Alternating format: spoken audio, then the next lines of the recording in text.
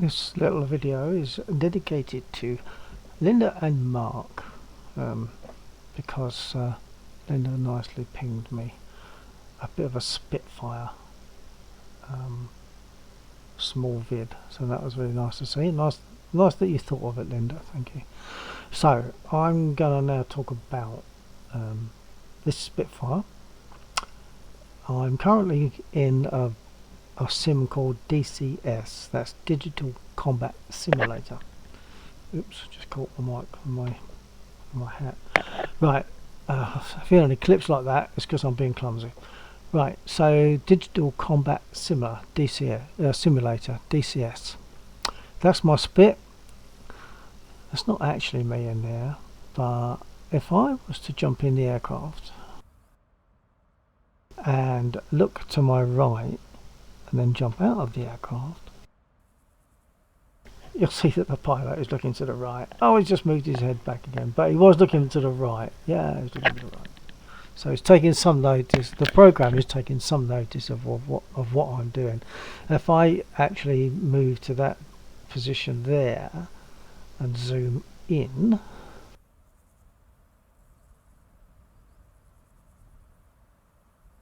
you'll see that as I move the stick, so it moves in the aircraft with the pilot.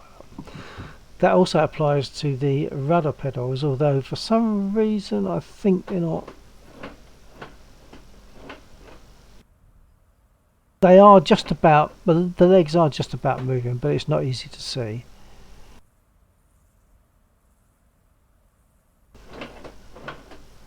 So you're hearing the rudder pedals and you're just about seeing the left leg anyway moving.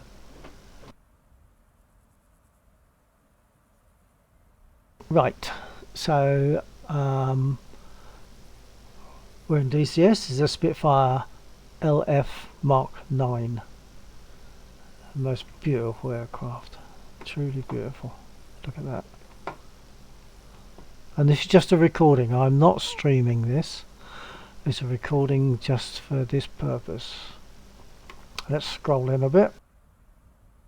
Something I will mention is that when I speak, I have to use a push to talk key, and that means that certain things in the aircraft I can't do whilst I'm speaking. I'll show you.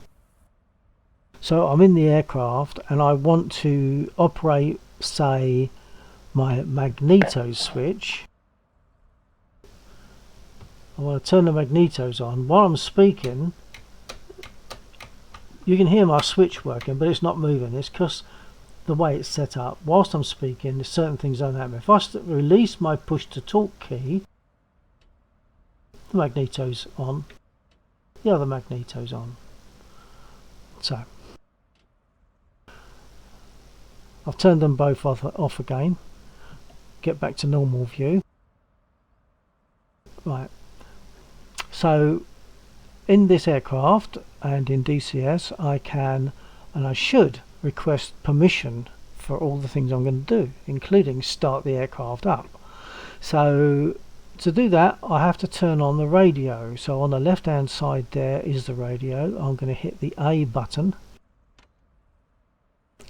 The radio is now on and I can ask permission to start the aircraft. So assuming that voice attack is working, I'll ask for it. Voice attack is a program where I speak and it initiates commands that I've asked for by speaking. So I'm just going to say comms. Hold on. And that's brought up the communications menu on the top right. So now I'm going to go to ground crew. Not ground crew, I'm going to go to ATC, which is F5, and then go to MOSDoc, which is where we're at, and I'm going to ask if it's okay for me to start my engine.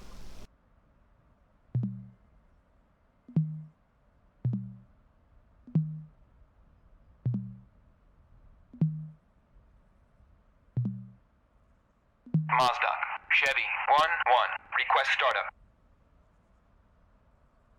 Should come back. MOSDoc, cleared for startup. Okay, so I'm just doing it right. If I didn't do this, nothing would change, everything would work the same, but I'm just doing it right at the moment.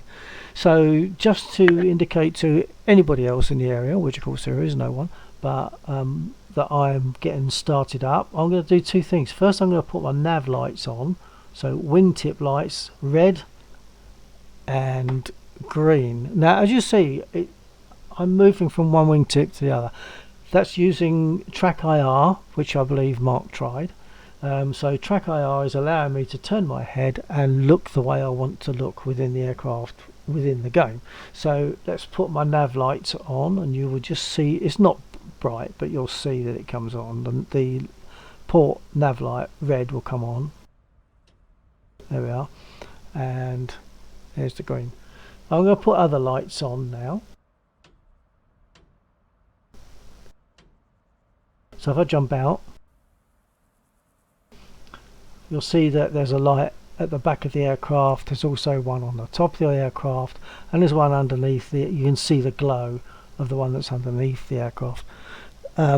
Inside, in the cockpit, if I so choose, I can use this button here, which is the Morse code button, and that will flash this light on and off, so that pilots, if in the event of no radio, they can flash this light on and off in Morse code, so they can still speak to each other. So let's go to the map. You've seen the aircraft, you'll see that I'm on the parking area. Let's go to the map. Mazda, Chevy 1-1. Request taxi to runway. I don't know why it did that. I'm not requesting taxis to runway. Let's scroll in. So there's me, Spitfire LF Mark 9. There's me sitting on there. Just to show you the local area, there are some units over here that will shoot back at me if I shoot at them. There are some other units here which won't shoot back at me, but there are some tanks on. There's a bridge going over this river, and there's some tanks there that once again will shoot back at me, and they are more dangerous than these units to the east of the airfield. So jump back in the cockpit.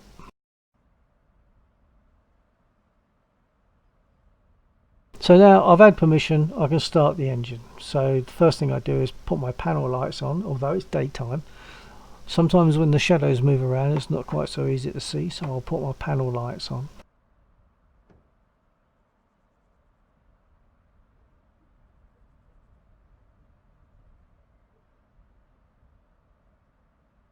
Okay, panel lights are on. I will now open the covers just to the right of those panel light switches and above the fuel cock lever. Those covers cover up buttons which are the starter and the boost buttons to start the engine. So I'm going to open them.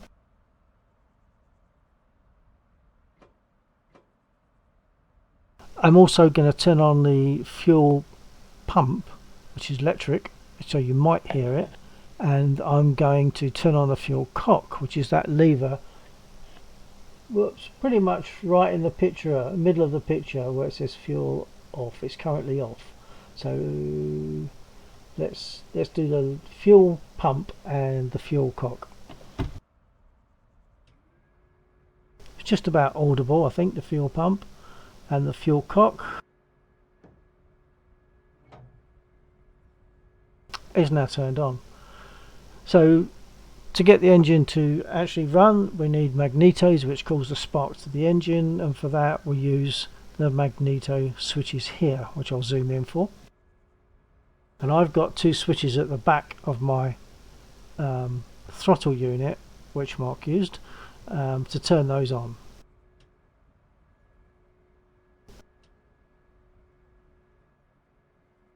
Okay, magnetos are on, fuel pump is on, fuel cock is open.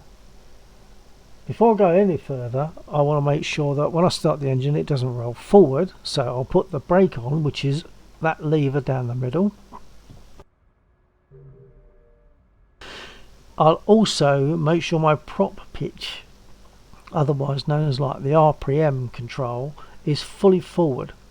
At the moment it's fully back. I'll show you. That lever that's moving there, that controls the pitch of the prop blades. It's set back like that under normal conditions because in this situation the cable in here is slack. It's not put under tension. So that's the way when you turn off the engine, when you finish, you put it prop pitch fully coarse, right, fully to the back. When you want to run the engine, start the engine, you actually fly, the prop pitch goes fully forward, so now it's fully fine. So the prop pitch is now fully fine. It's going to pull me through the air, whereas before it would have just beaten against the air almost. Right, now to start the engine, first of all I need to prime it with this primer lever here, or primer button, whatever you want to call it, a pump. Once I've done that, I then have to press those two buttons that I've uncovered, which is the starter and the booster. That will get the engine turning over, and once the engine starts to fire, I would then throw forward the fuel mixture lever, which is this one on the left, just above my left hand. Throw that forward so the engine will run. I'll also want to give it, before I start, give it a little bit of open throttle. So I'm now going to do that and start the engine. Brake is on, so we're safe.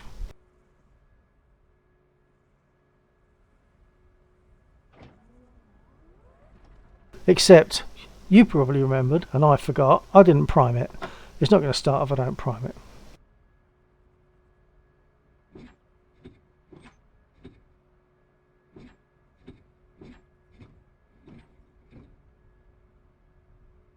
Okay, we should be good to start.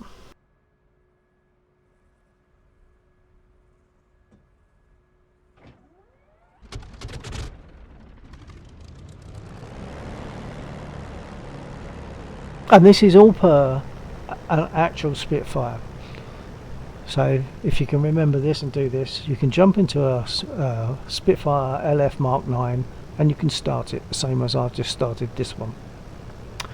So whilst I'm just waiting, in theory we're supposed to wait for temperatures, etc., and pressures to be acquired. So in the meantime what I do is set my altimeter, my nose down, which is what I require when I take off, a small amount of nose down on the trim.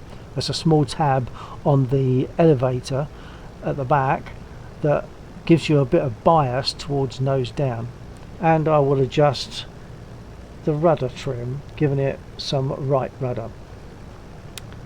So, and I've just noticed one other thing. I was hoping I'd remember all this stuff. Just there, to the right of the radio, up, down. This is the gear indicator warning, but I didn't turn it on. There's a switch just underneath, which is difficult to access, but I can just about see it. That one there. Right, I've turned it on. Right, so this now shows that my gear is down. Obviously when the gear goes up it will change. Hold on, headphone just fell out.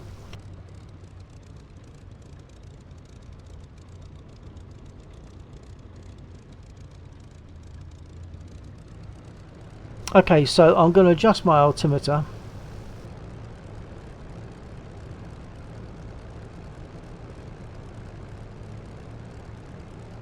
Setting it for ground level at this airfield. I'm not sure if I'm supposed to do that, but that seems logical to me at this stage because I'm not actually a Spitfire pilot, sadly. Right, okay, so now I'm also going to give it some nose down.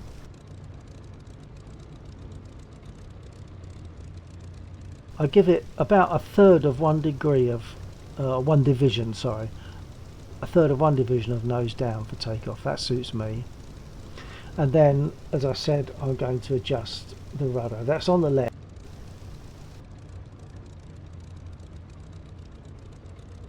So the rudder trim's now also adjusted. So I'm ready. I have permission already, it seems, to taxi, which I got accidentally. That's something to do with the program. Let's just jump out and just take a quick look.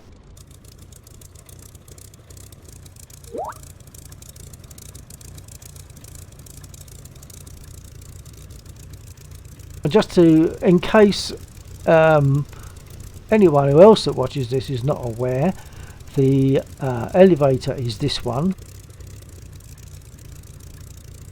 The rudder, which I have pedals for underneath my desk, is that one. And the ailerons control the roll, so it depends on, it causes the aircraft to do this or this. So there's the ailerons, and there's the lovely sound of that engine.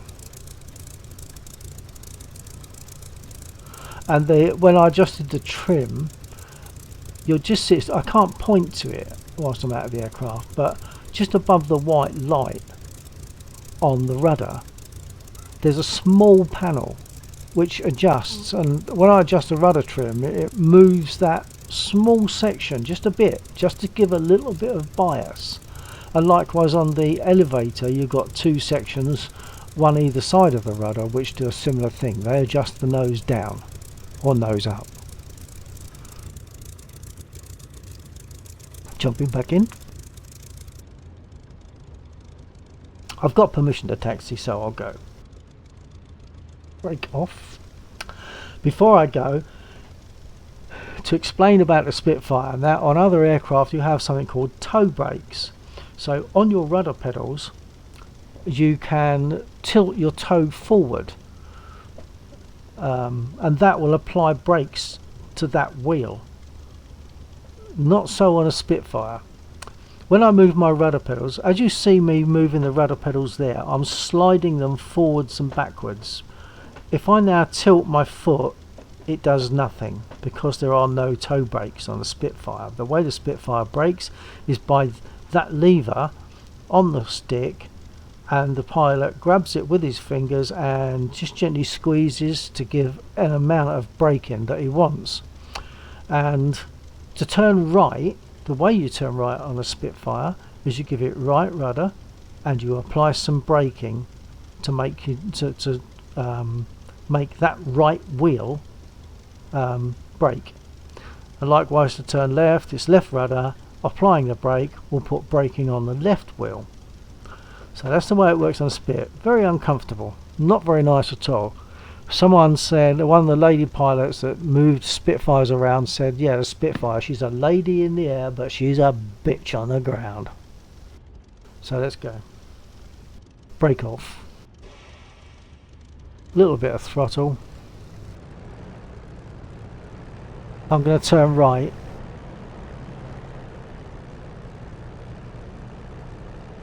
Chevy 11, Mazda, clear to taxi to runway 26. He's already told me that.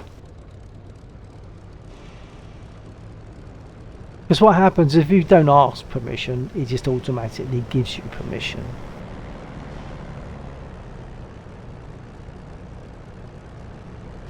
Yeah, taxiing in a Spit is not intuitive. It is really quite uncomfortable.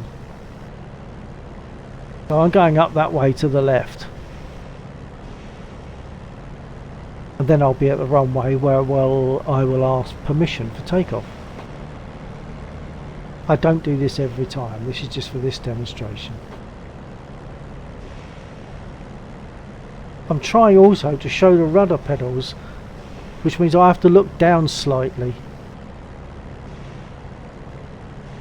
I'll do the same when I take off, but that's a bit more critical.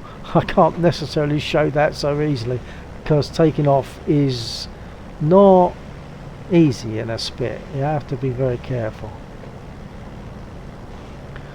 You see some red marks there. They are targets that I can go and attack. In a minute I'm going to get rid of those because I don't think Spitfire pilots actually had that advantage when they flew.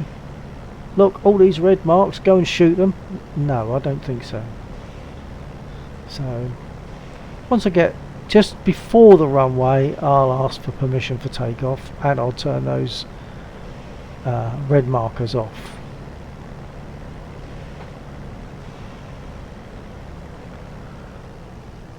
If I was to pull the throttle back suddenly, you'll get all sorts of pops and bangs from the engine.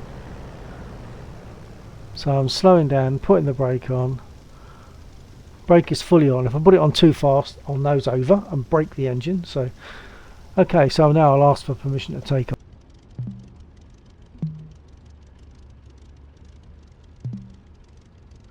Mazda, Chevy 1-1, request takeoff. And I know he's going to say yes. Chevy 1-1, Mazda, you are cleared for takeoff and ready. Climb 300 at QFE 29.39. And I didn't turn off the red markers. I must do that because that's not right. I'm going to get rid of them.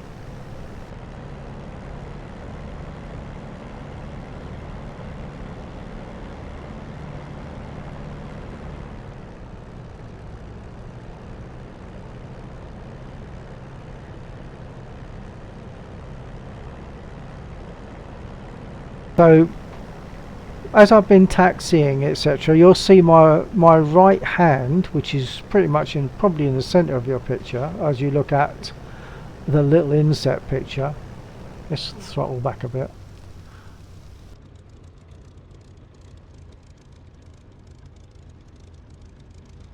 Slider is my brake lever, so you can see what's happening. Okay. So I've got my nose down trim set for takeoff. I've got my rudder trim set, which I don't usually change anyway. Once it's set there for takeoff, I usually leave it there and it seems to work quite well.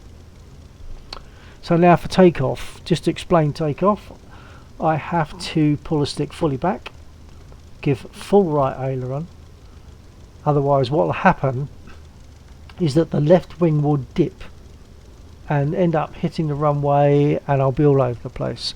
So as I'm taking off, when I throttle up as I take off, I will gradually let that stick come forward to the normal position, by which time it should have sorted itself out, and then eventually I will take off. Then I have to put my gear up, so the gear light will go from down to up. I will then also adjust my trim to from 1/3 of a division nose down to 1 full division nose up. I will then adjust my prop pitch to give a speed of 2,700 RPM. Once I've done that, I can close the canopy. Let's just do that now so you can see. And to open it, I hit that lever there. Right, so now the risky part, taking off, or one of them. Landing is actually more risky, only because getting down in a spit is not the full answer. Once you're down, you then have to control the aircraft on the ground, and as you've just seen, and you've just heard, she's a bitch on the ground. So let's go for it. Give me a second. Brake off. Throttle up.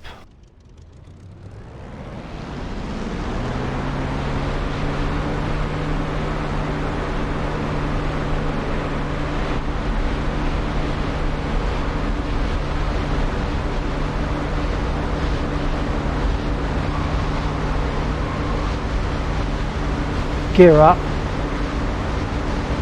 And I still didn't turn the red lights off. Adjust trim.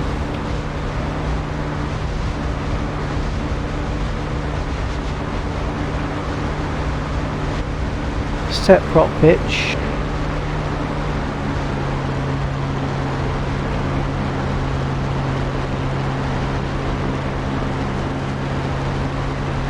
And close the canopy.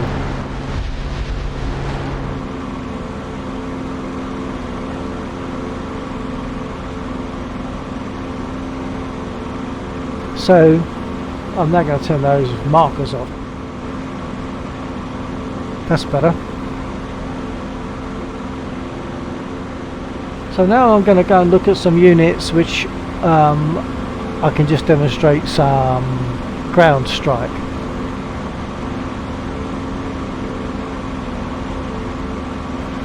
Of course my guns are not going to fire if they're not armed. I've already got my illuminated sight on, but I can turn that off.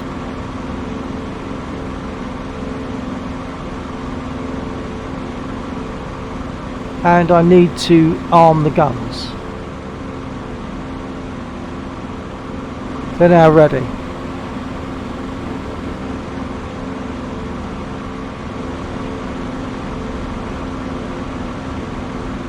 And there's some units down there. some trucks in a line, which is very convenient. I probably won't get many. Just recently I've not been getting very many.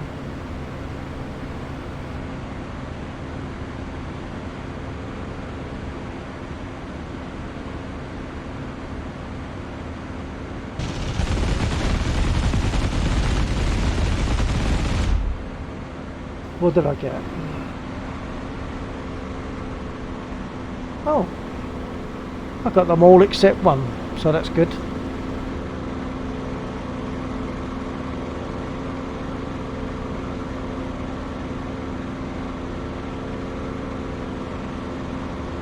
That's nice, I'm happy with that. They're all exploding, they're burning and then they're exploding. I'll finish up that last one, hopefully, and hopefully I won't hit a lamppost in the process.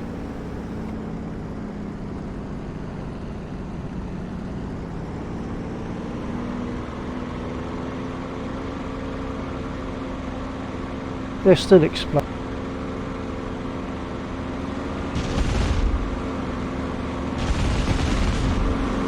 Hopefully I got that last one. I can't tell until I make a turn. No, I missed it. I'll go again. I'm not happy that I've missed it.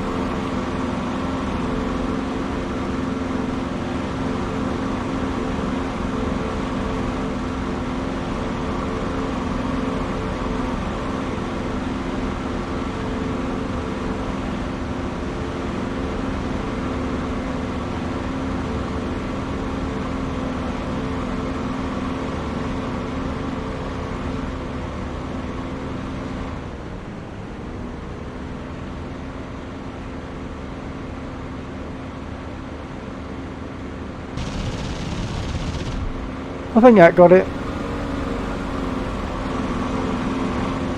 So I think that's in keeping with a victory roll.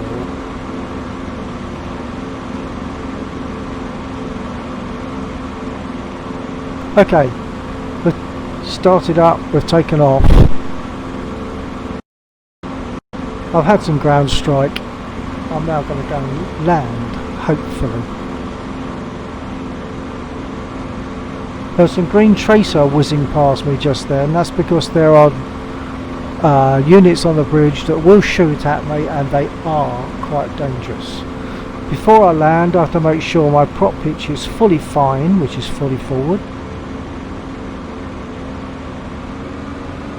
and that my cockpit is open. Noisy. So we need the canopy open just in case there's an issue and I have to be ripped out of the wreckage as quickly as possible. That is the correct procedure. If you watch YouTube videos of pilots flying Spitfires, they will do that. They will open a cockpit before they land, just in case. I'll drop my gear probably at about 140 miles an hour, and about 120 or less I would drop my flaps. Once I touch down, I then have to control it. Dropping the gear now, I'll try to show you.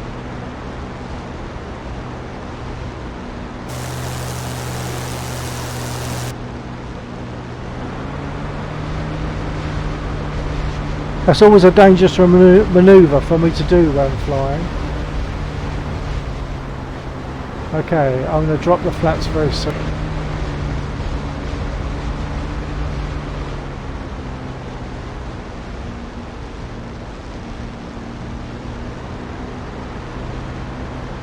Dropping flat.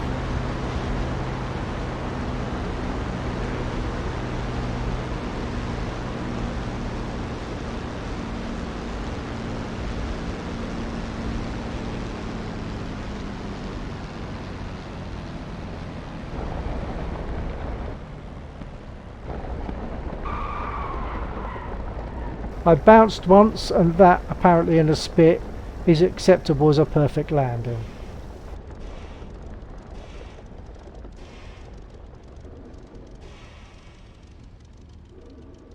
So, there we are. That was fairly successful. I managed to talk through it. The startup, taxi, take off, strike, return, land. The thing I haven't done yet is put my flaps up. Now I'm going to show you the flaps because they're more like air brakes.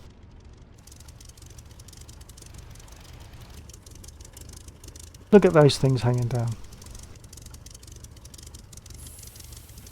They're going up.